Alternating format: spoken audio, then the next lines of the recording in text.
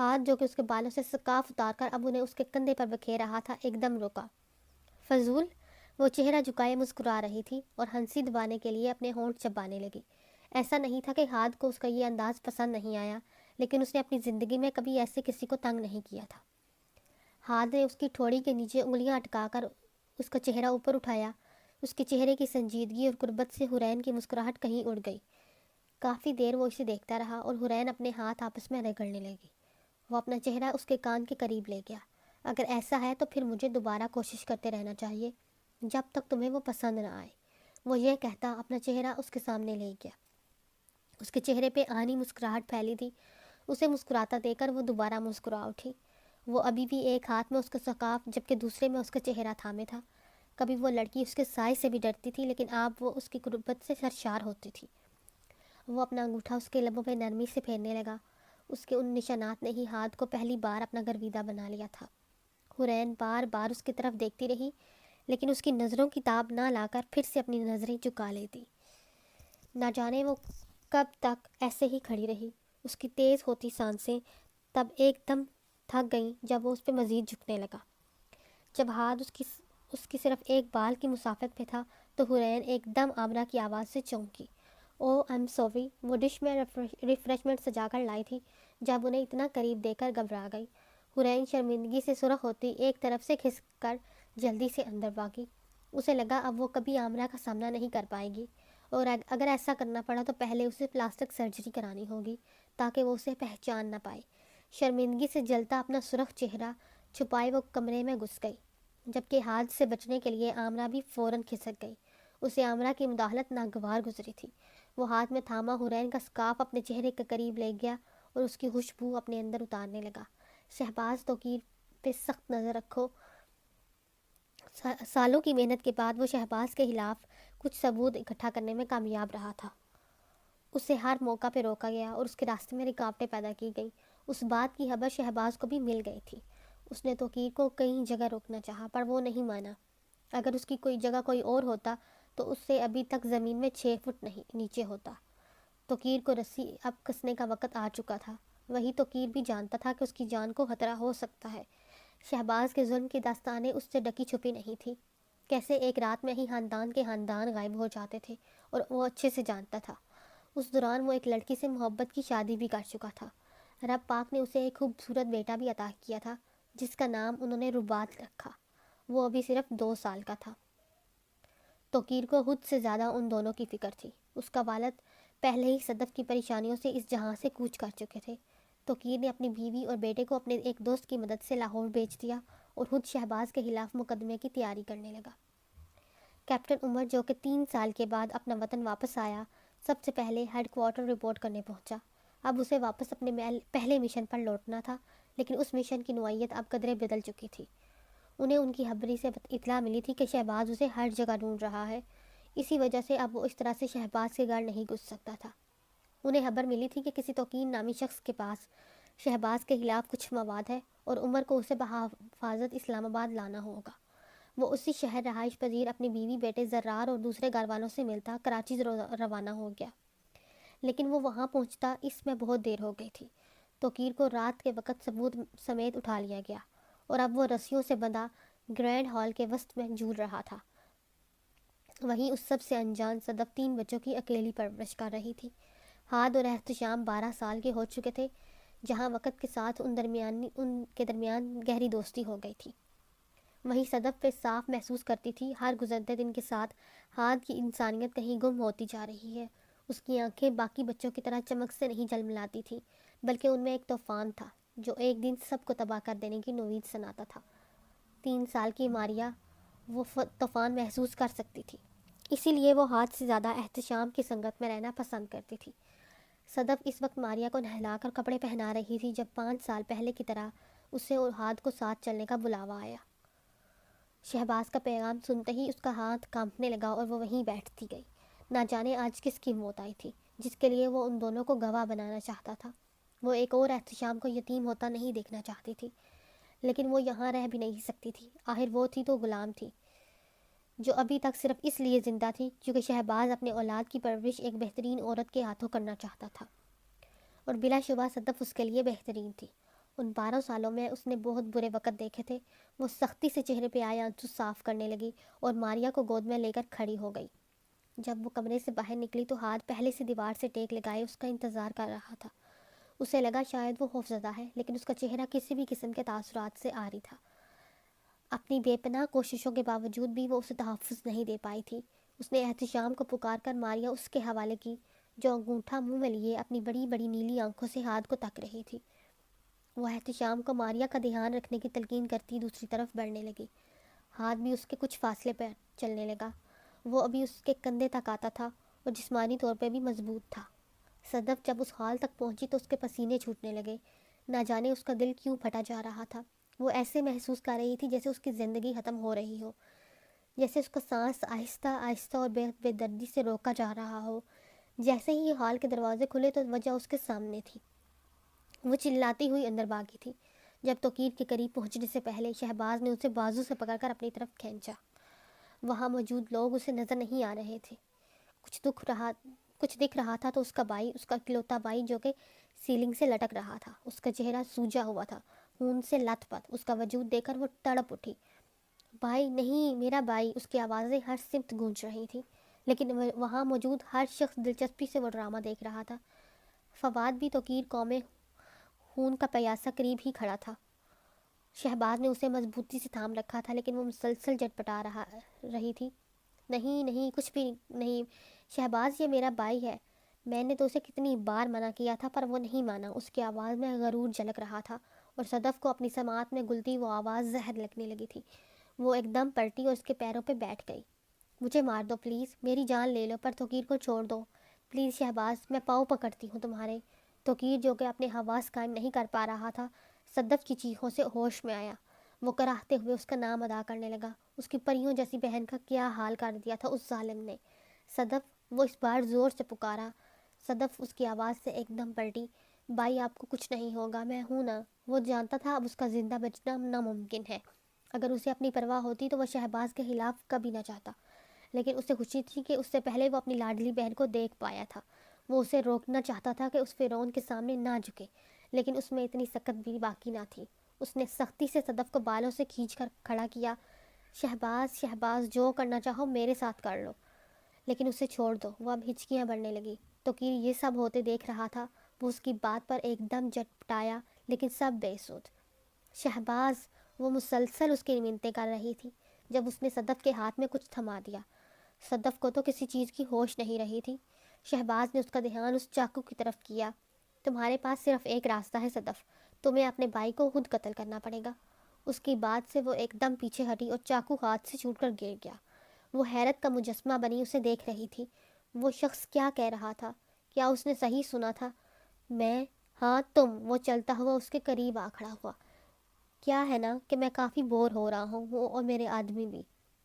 اس نے ہاتھ کے اشارے سے ادھر ادھر کھڑے لوگوں کی طرف اسے متوجہ کیا، جو کہ تب سے اس کو اب دیکھے تھے۔ میں ایسا کبھی نہیں کروں گی، وہ پوری قوت سے چلائی تھی۔ جب شہباز نے اسے بالوں سے دبوچا۔ میری جان، یہ تمہاری اور تمہارے بھائی کی سزا ہے۔ اگر تم اسے قتل نہیں کرو گی تو میں اسے بھوکے کتوں کے آگے ڈال دوں گا۔ اس نے صدف کا رخ وہاں بندے بھونکتے کتوں کی جانب کیا۔ اب وہ پہلے کی مانند بہری نہیں رہی تھی، بلکہ ان کی آواز سن سکتی تھی۔ نہیں شہباز، نہیں! وہ جانتی تھی شہباز ایسا ہی کرے گا۔ اس کا وجود پوری طرح کانپنے لگا۔ او یس، تم ایسا ہی کرو گی۔ کیا تم چاہتی ہو تمہارا بھائی تمہاری بے رحمی کی وجہ سے اتنی دردناک موت مرے؟ وہ لگاتار اپنا سر انکار میں ہلا رہی تھی۔ شہباز نے اب اس کا چہرہ توقیر کی طرف موڑ دیا۔ دیکھو اسے، کیا تم اسے نوچتے ہوئے کتوں کے سامنے دیکھ سکتی ہو؟ وہ شیطان کی طرح اس کے کان میں سرگوشی کر رہا تھا۔ وہ آنکھیں پھاڑے اپنے بھائی کو دیکھ رہی تھی، جو اسے آنکھوں سے چاقو استعمال کرنے کا کہہ رہا تھا۔ یقین کرو صدف، کیونکہ میرے لوگ تو یہ سب بہت انجوائے کریں گے۔ پلیز صدف! اس کا بھائی کراہا تھا، وہ مزید تکلیف نہیں سہ سکتا تھا، اس لیے صدف سے منت کر رہا تھا۔ شہباز نے جھک کر وہ چاقو دوبارہ اٹھایا اور صدف کو تھما دیا۔ وہ اپنے بھائی کا دھندلاتا عکس دیکھ رہی تھی۔ جاؤ صدف، اپنے بھائی کو آزاد کرو اس تکلیف سے۔ وہ اپنی کامیابی پہ مسکرانے لگا۔ اس وقت وہ یا صرف اس کا اللہ جانتا تھا کہ کس کرب سے اس نے اپنا قدم اس کی طرف اٹھایا۔ اس کے ہاتھ کانپ رہے تھے، وہ بے بس تھی۔ کیا کوئی اور راستہ نہیں تھا؟ سر، اگر آپ چاہیں تو اس غدار کو میں قتل کرنا چاہوں گا۔ کسی کی آواز وہاں گونجتے کہکے تھمے تھے۔ صدف نے اپنے پیچھے بے بسی سے دیکھا. اسے ہاتھ کی موجودگی کا اب یاد آیا، لیکن وہ کچھ سمجھ نہیں پا رہی تھی. اس کے دماغ نے کام کرنا چھوڑ دیا تھا. 12 سال کے بچے کی یہ بات سن کر سب حیران ہو گئے تھے. شہباز کے ساتھ فواد کو بھی گہرا جھٹکا لگا تھا. کیا تم واقعی یہ کرنا چاہتے ہو؟ شہباز نے سنبھلتے ہوئے پوچھا. اگر آپ اجازت دیں. اس کے تاثرات میں کچھ بھی ایسا نہیں تھا جسے کوئی بھی اس کی سوچ سمجھ سکے. اس نے اپنے تاثرات کو نارمل رکھنا شروع سے ہی سیکھ لیا تھا. وہ جانتا تھا کہ فواد بہت آسانی سے کسی کے بھی تاثر پڑھ لیتا ہے. اس لیے یہ پہلا سبق تھا جو اس نے خود کو سکھایا. ہاتھ کو یقین تھا اس کی ماں وہ چاقو خود کو مار لے گی. وہ اس سے الگ نہیں ہونا چاہتا تھا. جہاں سب حیران تھے وہیں شہباز نے اپنے بیٹے کا سکہ جمانے کے لیے یہ موقع بہترین جانا. اگر وہ واقعی توقیر کا قتل کر دیتا تو وہ سب سے کم عمر میڈ مین ہوتا. ہاتھ کو گاندو، شہباز نے اپنے آدمی کو کہا اور اس کے قریب ہی تھا. اس نے اپنی پسٹل نکال کر اسے پکڑا دی. وہ 10 سال کی شیر سے پریکٹس کر رہا تھا. ہاتھ نے وہ گن مضبوطی سے تھام لی. سب کی نظریں اسی پہ تھیں. سرگوشیوں میں باتیں ہونے لگیں. سب کو لگتا تھا وہ ایسا نہیں کر پائے گا. فواد کو پہلی بار آنے والے طوفان کا احساس ہوا جو کہ ہاتھ کی صورت میں تھا. وہ قدم بڑھاتا اپنی ماں کے قریب چلا گیا اور اس کے ہاتھ سے چاقو تھام لیا. وہ سب جانتے تھے کہ پہلی جان لینا مشکل ہوتا ہے. ہاتھ کانپتے ہیں. لیکن وہ اپنی آنکھوں میں یقین نہیں کر پا رہے تھے کہ ہاتھ نے گن کی جگہ چاقو کا انتخاب کیا. وہاں موجود کئی لوگ چاقو کا استعمال کرنے سے ابھی بھی گھبراتے تھے، کیونکہ اس سے مقتول اور قاتل کے درمیان ایک الگ رشتہ جڑتا تھا. جہاں بندوق سے دوری سے ہی قتل کیا جا سکتا تھا، وہیں چاقو سے یہ پرسنل نوعیت اختیار کر لیتا تھا. وہ اب توقیر کے سامنے کھڑا تھا. صدف ایک دم ہوش میں آئی تھی اور اپنے بھائی کی طرف لپکی تھی. توقیر آج 12 سال بعد اسے دیکھ رہا تھا. اسے آج بھی یاد تھا جب اس نے ہاتھ کو پہلی بار گود میں اٹھایا تھا. شاید ان کی قسمت میں ایسے ہی ملنا لکھا تھا. اس نے سر کی جنبش سے ہاتھ کو اپنا کام ختم کرنے کا کہا. اس نے چاقو زور سے اس کی گردن پہ رکھا اور بجلی سی تیزی سے پوری طاقت سے اس کا گلا کاٹ دیا. ایک جھٹکے میں اس کا شارخ کٹنے سے وہ فوراً مر گیا. اس سے جتنا ہو سکا اتنی آسانی سے اس کی جان نکالی. صدف کی چیخوں کے علاوہ ہر طرف سکوت تھا. کوئی آنکھیں پھاڑے دیکھ رہا تھا تو کوئی منہ کھولے. وہیں شہباز مغروریت سے ہاتھ کو دیکھ رہا تھا. جو وہ بھی نہیں کر سکتا تھا ہاتھ نے اسے بآسانی کیا تھا. توقیر کا خون کسی فوارے کی مانند اس پہ پڑ رہا تھا. اس کا چہرہ، کپڑے، ہاتھ سب اس میں رنگ گئے تھے. صدف قریب ہی گری چیخ رہی تھی. وہ اپنے بال نوچنے لگی. آج اس نے اپنے بھائی کے ساتھ اپنا بیٹا بھی کھو دیا تھا. کچھ ہی دیر میں وہ بے ہوش ہو گئی. شاید اگر وہ تب مر جاتی تو ہی بہتر تھا. ہاتھ پر سکون اپنے باپ کے پاس آیا اور چاقو اس کی طرف بڑھا دیا. یہ اپنے پاس رکھو، تم نے مجھے خوش کیا ہے، تمہارا اس پہ پورا حق ہے. ہاتھ نے وہ چاقو خاموشی سے اپنی پینٹ سے صاف کیا اور پھر پیچھے بیلٹ کی مدد سے اٹکا لیا. یہ جام میرے بیٹے کے نام. ایک لڑکی شہباز کے پاس شراب کا پیالہ لائی. شاید وہ اس کی بہت وحشیاؤں میں سے ایک تھی. سب خوشی اور حیرت سے ایک دن چلائے تھے. اس کی ماں کے بے ہوش وجود کو ایک باڈی گارڈ اٹھا کر لے گیا، جبکہ 2 لوگوں نے توقیر کی لاش کو آزاد کروایا اور کتوں کے آگے ڈال دیا. میں اپنے آدمیوں کو اتنے اچھے شو سے محروم کیسے رکھتا، وہ شراب پیتے ہوئے ہاتھ کو کہنے لگا، جبکہ اس کی نظریں ان کتوں پہ مرکوز تھیں. وہیں فواد اسے جانچنے کی کوشش کر رہا تھا لیکن ناکام رہا. ہاتھ کے اندر سے جہاں انسانیت کی آخری کڑی ٹوٹ گئی، وہیں صدف نے خود کو اس سے دور کر لیا. وہ احتشام اور ماریا کے ساتھ وقت گزارنے لگی. اس واقعے نے اس پہ گہرا اثر چھوڑا تھا.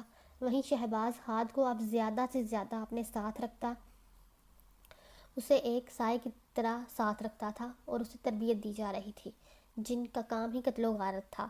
ہاتھ اپنے احساسات سے کنفیوز ہو رہا تھا. یہ سچ تھا کہ اس وقت اس نے اپنی ماں کو اس تکلیف سے بچانے کے لیے ایک دم وہ فیصلہ کیا، لیکن جیسے ہی اس نے اس شخص کا گلا کاٹا اس کے خون نے اسے بھر دیا. ہاتھ نے اپنے اندر ایک سکون سا محسوس کیا جو اسے اور کسی طرح نہیں ملتا تھا. کیا وہ پاگل تھا؟ وہ آئینہ کے سامنے کھڑا اپنا عکس دیکھ رہا تھا. اس وقت اس کا دل اس خون کو دیکھ کر کیسے دھڑکنے لگا تھا. شاید جیسے کوئی نشئی اپنا نشی حاصل کرنے کے لیے وقت محسوس کرتا تھا، اس نے بھی وہی محسوس کیا تھا. وہ باقیوں سے الگ کیوں تھا؟ احتشام تو ایسا نہیں تھا. وہ تو چوٹ لگنے سے روتا تھا، جبکہ ہاتھ اکثر اپنا بہتا خون دیکھنے کے لیے خود کو جان بوجھ کر چوٹ لگاتا تھا. لیکن اس نے یہ توقیر کے قتل کے بعد چھوڑ دیا. اس نے باتھ روم میں چھپایا وہ چاقو نکالا اور اسے دیکھنے لگا. جو سکون اسے قتل کرنے میں، اس کی جان نکالنے میں آیا تھا، وہ مزہ خود کو تکلیف دینے میں کہیں نہیں تھا. آج اس نے قبول کر لیا تھا کہ وہ ایک الگ ہے۔ اس نے اپنے آپ کو جان لیا تھا۔ وہ اب خود کو پہچانتا تھا۔ یہ اس کی زندگی تھی، اس کے جینے کے لیے ضروری۔ لیکن اس کے اندر کا بچہ کہیں نہ کہیں انہیں احساسات سے ڈرتا تھا۔ وہ کسی منشیات کی عادی کی طرح تھا اور اسے اپنا نشہ بھی پورا کرنا ہی تھا۔ آج وہ 14 سال کا تھا۔ اسے فواد اور شہباز کے ساتھ ٹارچر ہاؤس جانا تھا۔ وہاں بڑے بڑے جانے کا حوصلہ نہیں رکھتے تھے، لیکن وہ اپنے آپ میں ایک الگ انرجی محسوس کر رہا تھا۔ وہ اس جگہ جانے کے لیے بے قرار تھا۔ اس کی لوکیشن خفیہ تھی۔ شہباز اور فواد یا اس کے خاص لوگوں کے علاوہ وہ جگہ کوئی نہیں جانتا تھا۔ ہاتھ چونکہ اس کا بیٹا تھا، اس لیے اس کی آنکھوں پہ پٹی نہیں باندھی گئی تھی۔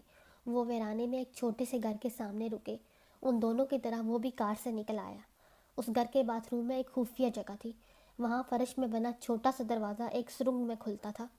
سرنگ میں بنی سیڑھیوں سے ہوتے ہوئے وہ ایک اور دروازہ کے سامنے آئے جو کہ لاک تھا۔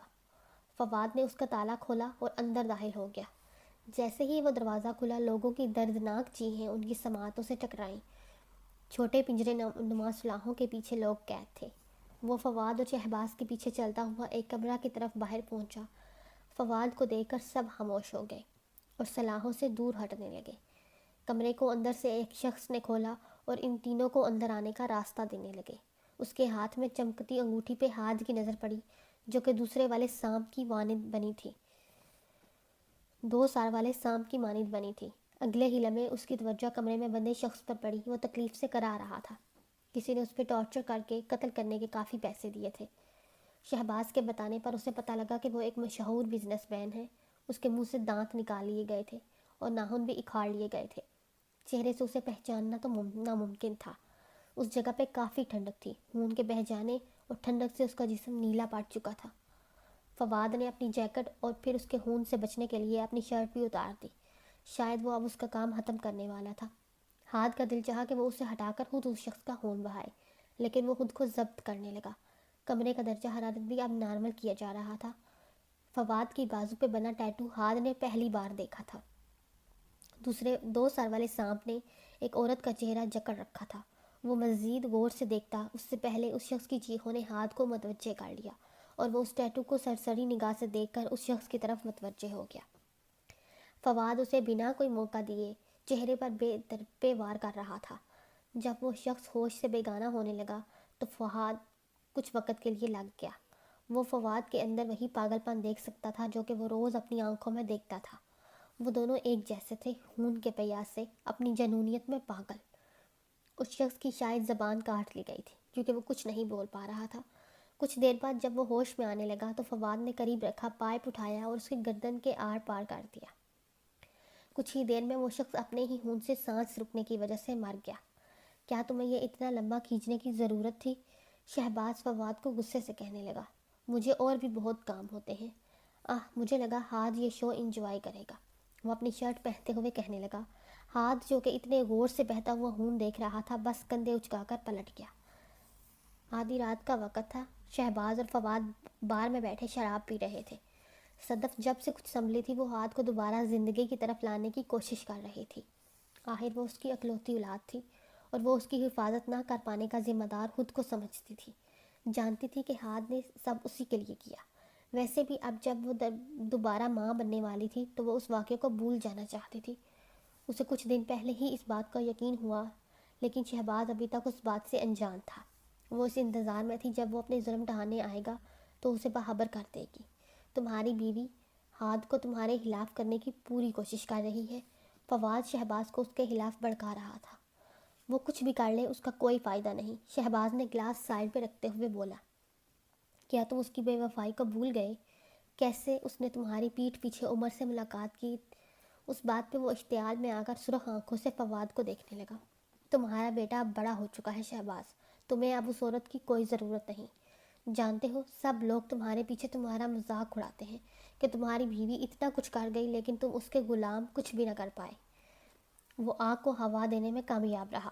شہباز نے زور سے گلاس زمین پر پٹکا اور لڑکھڑاتا ہوا کھڑا ہو گیا۔ اور پھر نہ جانے اس نے کیسے اپنے بھائی تک تمہارے خلاف ثبوت پہنچ جائے۔ تم صحیح کہتے ہو، اس عورت کو تو مجھے تبھی ختم کر دینا چاہیے تھا۔ میں اسے زندہ گاڑ دوں گا۔ مجھے نہیں لگتا تم یہ کر سکتے ہو، ممکن آنکھوں سے دیکھتے ہوئے کہنے لگا۔ تمہیں غلط لگتا ہے، میں اس کا گلا کاٹ دوں گا۔ ہاں اگر ہاتھ کو پتہ لگ گیا تو کہیں وہ تمہارے خلاف نہ ہو جائے۔ اس کی بات پہ شہباز کے بڑھتے قدم ایک دم رک گئے۔ اور وہ تمہیں اپنی باتوں میں بھی لے سکتی ہے، وہ سرسری انداز میں کہنے لگا۔ میری مانو تو اسے میں ٹھکانے لگا دوں گا، اس طرح وہ تمہیں اپنی باتوں میں نہیں لے پائے گی۔ شہباز واپس کرسی پر بیٹھ گیا اور کچھ دیر تک سوچتا رہا۔ اگلے ہی لمحے وہ صدف کو لانے کا حکم صادر کر رہا تھا۔ آدھی رات کے وقت اس کے دروازے کو کھٹکھٹایا گیا۔ وہ خوف سے ایک دم اٹھ بیٹھی۔ دوسری بار پہ اس نے دروازہ نہ کھولا۔ وہ جانتی تھی کہ یہ کوئی خیر کی خبر نہیں ہو سکتی۔ اگلی بار اس کا دروازہ کسی نے کھولا اور اب وہ شخص اس کے سامنے تھا۔ آپ کو شہباز صاحب نے اپنے آفس بلایا ہے؟ کیوں؟ اس بارے میں مجھے کوئی خبر نہیں، پر آپ کو ساتھ چلنا ہوگا۔ وہ سوئی ہوئی ماریا کو دیکھتا اسے گن دکھانے لگا۔ مطلب صاف تھا کہ اگر وہ نہیں گئی تو ماریا کو مار دیا جائے گا۔ وہ اپنا دوپٹہ اپنے گرد کستی اٹھ کھڑی ہوئی۔ ٹانگیں مسلسل کانپ رہی تھی۔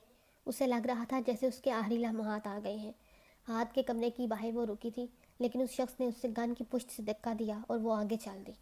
اس کے آفس تک پہنچتے ہوئے اب تک کی ساری زندگی کسی فلم کی طرح اس کی نظروں کے سامنے تھی۔ اس کا بچپن، اس کی کالج لائف، وہ لمحہ بعد جب اس نے پہلی بار اپنے شوہر کا ہاتھ تھاما، شہباز کا اسے چاہنا، اور پھر اس کا زوال۔ اس کی آنکھوں سے کب آنسو گرنے لگے صدف کو احساس بھی نہ ہوا۔ رات کی خاموشی میں اس کی سسکی گونجی تھی۔ اس کے آفس کا دروازہ سامنے تھا۔ وہ کیا سے کیا بن گئی تھی۔ آفس میں فواد اور شہباز دونوں موجود تھے۔ اسے فواد سے گن آتی تھی۔ ہمیشہ کی طرح وہ اسے نظر انداز کرتی اندر داخل ہوئی۔ شہباز کے اشارے پہ وہ اس کے سامنے جا بیٹھی۔ صدف، میں نے تمہارے لیے اتنا کچھ کیا، لیکن تم نے کبھی مجھ سے محبت نہیں کی۔ وہ نشے میں تھا، صاف ظاہر ہو رہا تھا۔ صدف خاموش رہی۔ وہ واقعی اس سے اب محبت نہیں کرتی تھی۔ اس کی خاموشی سے شہباز کی پیشانی پہ بل پڑنے لگے۔ تم نے مجھے دھوکہ دیا۔ وہ غصے سے گرایا۔ شہباز، مجھے تمہیں کچھ بتانا ہے۔ خاموش، اس بار تم کچھ نہیں کر پاؤ گی، کچھ بھی نہیں۔ لیکن شہباز، ابھی وہ اتنا ہی کہہ پائی تھی کہ اس نے سامنے پڑا لیمپ اس کے سر پہ دے مارا اور وہ فوراً ہوش سے بیگانگی ہو گئی۔ نہ جانے اسے کب ہوش آئی، لیکن اس کا سر بری طرح سے درد کر رہا تھا۔ وہ کسی بھی چیز پر فوکس نہیں کر پا رہی تھی۔ کافی دیر سر یوں ہی گھومتا رہا۔ جب سنبھلا تو اس نے خود کو بندھا ہوا پایا۔ اسے دیوار کے ساتھ باندھا گیا تھا۔ ہاتھ چھت کے ساتھ باندھے گئے تھے۔ اندھیرے میں پہلے تو کچھ ٹھیک نظر نہیں آیا۔ جب اسے کوئی اپنی طرف آتا دکھائی دیا تو اسے پکارنے لگی، شہباز، شہباز میری بات سنو پلیز۔ شہباز نہیں، میری پیاری۔ فواد کہو۔ فواد کی چہرہ اس کے سامنے تھا۔ اس کی کالی گہری آنکھوں میں شیطانیت عیاں تھی۔ صدف اسے دیکھ کر جٹ پٹانے لگی۔ چھوڑو، مجھے کیوں باندھ رکھا ہے؟ اور شہباز کہاں ہے؟ وہ تو اب نہیں آئے گا۔ وہ ایک دم رکی۔ کیا مطلب ہے تمہارا؟ شہباز، شہباز، وہ پھر اس کا نام چلانے لگی۔ لیکن وہ وہاں موجود ہوتا تو آتا۔ کہاں ہے وہ؟ پلیز اسے بلا دو پلیز۔ لیکن اس نے تمہیں خود میرے حوالے کیا ہے۔ وہ آنکھیں پھاڑے اسے دیکھنے لگی۔ نہیں نہیں، وہ ایسا نہیں کر سکتا۔ تمہارا شوہر بہت بڑا پاگل ہے۔ دیکھو تو میری باتوں میں آ کر کیسے تمہیں میرے حوالے کر دیا۔ کب سے میری نظر تھی تم پر۔ وہ اس کے چہرے کو چھوتے ہوئے کہنے لگا۔ صدف صرف اپنا رخ موڑ پائی۔ ہاں، تم اب پہلے جیسی خوبصورت تو نہیں رہی، لیکن یقین جانو ابھی بھی کسی کی بھی جان لے سکتی ہو۔ وہ اب پہلے جیسی رہتی بھی کیسے؟ دکھوں اور غموں سے اس کی آنکھیں اندر کو دنس چکی تھیں۔ ان کے گرد ہلکی ہلکی جریاں نمایاں تھیں۔ سر میں چاندنی اترنے لگی تھی، لیکن اس کی نزاکت اسے سب سے منفرد بناتی تھی۔ نہیں پلیز، وہ اب رونے لگی تھی۔ پلیز اسے بتاؤ میں پریگننٹ ہوں، وہ مجھے یہاں سے ضرور لے جائے گا۔ ہاں، یہ جان کر تو وہ تمہیں ضرور لے جائے گا۔ وہ اپنا چہرہ اس کے قریب لے گیا۔ اسی لیے میں اسے یہ نہیں بتاؤں گا۔ وہ حباست سے مسکراتے ہوئے کہنے لگا۔ صدف بے بسی سے رونے لگی اور اپنی کمزوری پہ چلانے لگی۔ گھبراؤ نہیں، تم میری تخلیق بنو گی، میری خوبصورت تخلیق۔ وہ چاقو اٹھاتا ہوا اس کی طرف لوٹ آیا۔ کئی گھنٹوں بعد جب اسے ہوش آئی تو صدف کا چہرہ خون سے لت پت تھا۔ اس نے چاقو کی مدد سے اس کا ہونٹ اور ایک رخسار کاٹ دیا تھا، لیکن وہ سب سے زیادہ تکلیف اپنے پیٹ میں محسوس کر رہی تھی۔ فواد نے اس کے پیٹ میں کئی بار گوند سے رسید کیے تھے۔ وجہ صاف تھی۔ صدف کو یقین تھا کہ اس کا حمل ضائع ہو چکا ہوگا۔ جسم میں زہر پھیلنے لگا۔ اسی تکلیف سے وہ بے ہوش ہو گئی۔ مسلسل الٹیاں کر رہی تھی۔ ہر طرف بدبو پھیل چکی تھی۔ اسے ہوش میں دیکھ کر وہ دوبارہ اس کی طرف بڑھا۔ صدف ہوش میں ہو کر بھی اپنے حواس میں نہیں تھی۔ میں تم سے اور کھیلتا، لیکن تمہارا اپنا جسم ہی تمہاری جان لے لے گا۔ لیکن اب ہمیں یہ کھیل ختم کرنا ہوگا۔ وہ اس کے سامنے کھڑا تھا۔ صدف ہر تکلیف بھول کر اب پاگلوں کی طرح ہنسنے لگی۔ جو کچھ اس نے سہا تھا کیا کوئی اور سہ سکتا تھا؟ تم نے میری اولاد چھین لی، میرے بیٹے کو انسان سے شیطان بنا دیا۔ تم اپنی موت سے جتنا بچ سکو بچو، کیونکہ تمہاری موت اس سے بھی وحشت ناک ہوگی۔ اس کی بات مکمل ہوتے ہی فواد نے چھرا اس کے پیٹ میں گھونپ دیا۔ صدف ایک آخری چیخ کے ساتھ اس دنیا سے چلی گئی تھی۔ وہ استہزائیہ مسکرایا تھا۔ میں انتظار کروں گا۔ حورین اس کے 2 دن بعد تک آمرہ سے بچتی رہی۔ اسے جہاں کہیں بھی وہ دکھتی وہاں سے بھاگ جاتی۔ آمرہ بھی شرمندہ شرمندہ سی دکھائی دیتی۔ اس دوران وہ ہاتھ کا گفٹ مکمل کر چکی تھی۔ نازک سی تاروں پہ چھوٹے چھوٹے بلب لگا کسی درخت کی طرح کا وہ گفٹ انتہائی خوبصورت تھا۔ گفٹ تیار تھا، اب کمی تھی تو صرف سجاوٹ کی اور کیک کی۔ سجاوٹ کے لیے وہ پہلے ہی احتشام کو منا چکی تھی اور وہ ناصر کے ساتھ مل کر باغیچہ سجانے والا تھا، لیکن اصل مسئلہ کیک کا تھا۔ اسے بازار کا کیک نہیں چاہیے تھا اور گھر کے بنے ہوئے کیک کے لیے اسے آمنہ کی مدد درکار تھی۔ اب وہ سمجھ نہیں پا رہی تھی کہ خود کو چھپائے یا پھر کیک بنوائے۔ آخرکار اس نے کیک کو ترجیح دی۔ اگر وہ ہاتھ کو سنبھال سکتی تو وہ تو معصوم سی آمرہ تھی۔ یہ سوچ کر وہ سیڑھیاں اترنے لگی۔ جب اس کے دل نے اسے کہا کہ وہ ہاتھ کو نہیں، ہاتھ اسے سنبھالتا ہے، اس نے یہ خیال غصے سے جھٹکا اور کچن میں چلی گئی۔ ہاتھ کے آنے سے پہلے سب تیاری مکمل ہونی چاہیے تھی۔ وہ شرمندہ شرمندہ سی آمرہ کے پیچھے جا کر کھڑی ہو گئی۔ وہ پلٹی تو اسے دیکھ کر چونک گئے۔ حورین مسلسل اپنا ہونٹ چبا رہی تھی۔ آمرہ جانتی تھی کہ وہ شرمندہ ہے، اس لیے جس قدر ہو سکے اس نے اپنا رویہ نارمل رکھنے کی کوشش کی۔ آپ کو کچھ چاہیے؟ جی وہ اصل میں، آپ جو چاہیں وہ سکون سے کہہ سکتی ہیں۔ آمرہ نرمی سے مسکراتی اس کے ہاتھ میں پانی کا گلاس تھما کر کہنے لگی، میں ہاتھ کے لیے کیک بنانا چاہتی ہوں۔ وہ انگلیاں مروڑتے ہوئے کہنے لگی۔ آمرہ جہاں اس کے اور ہاتھ کے لیے بہت خوش تھی، وہیں اس کے کیک بنانے کا سن کر خوفزدہ بھی۔ سینڈوچ بنانے کے بعد کچن کی حالت اس کی آنکھوں کے سامنے تھی۔